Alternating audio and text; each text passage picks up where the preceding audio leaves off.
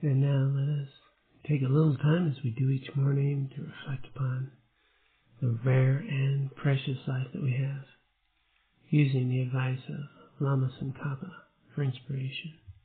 This opportune physical form is worth more than a wish-granting gem.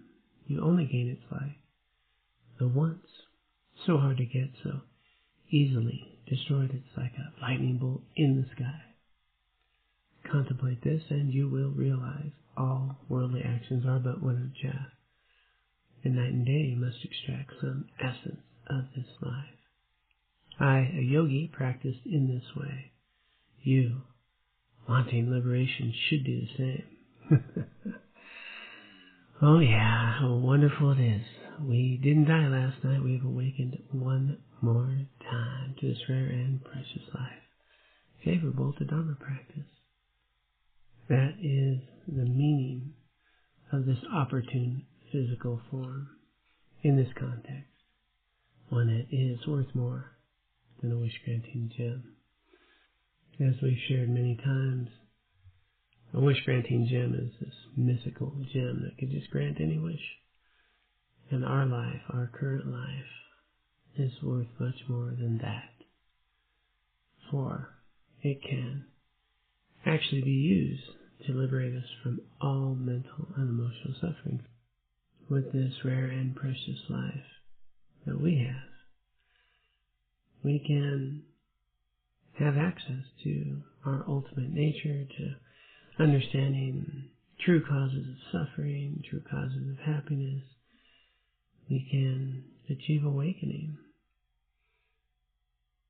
A wish-granting gem cannot offer such realization.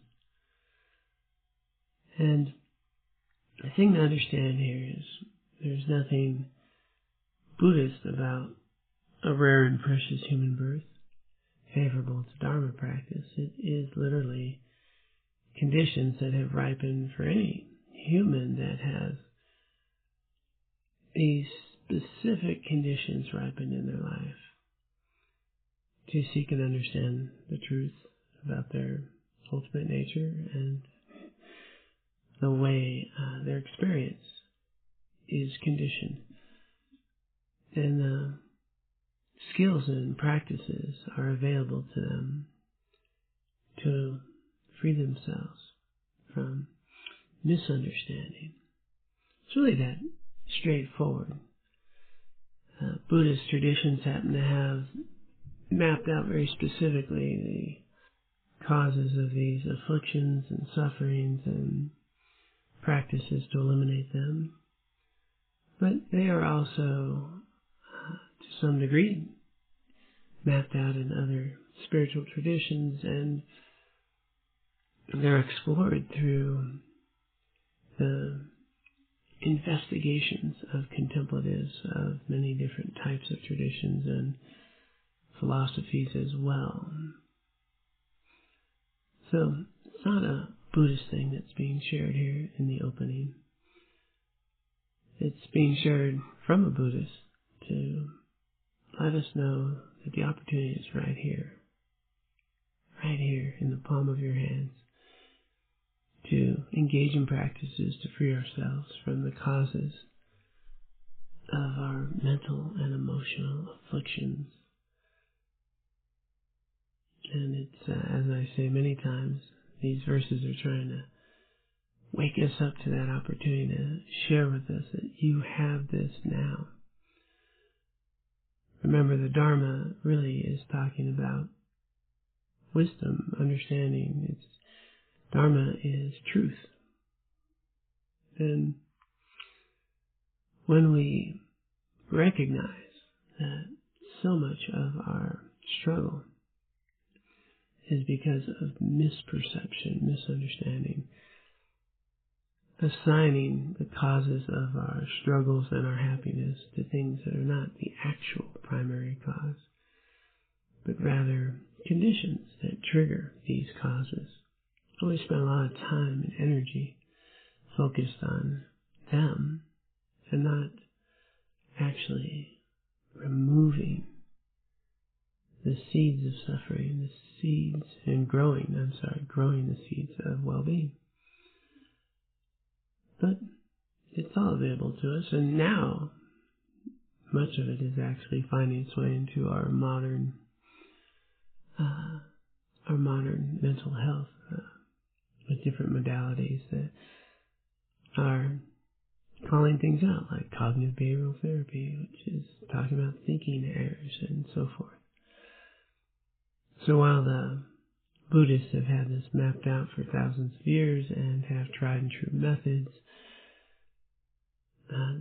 this wisdom is being made available, to some degree anyway, in other modalities.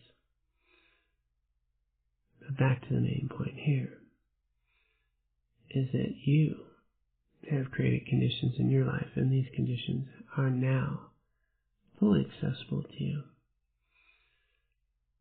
Yeah. But we gain its like only once. So hard to get, so easily destroyed. It's like a lightning bolt in the sky.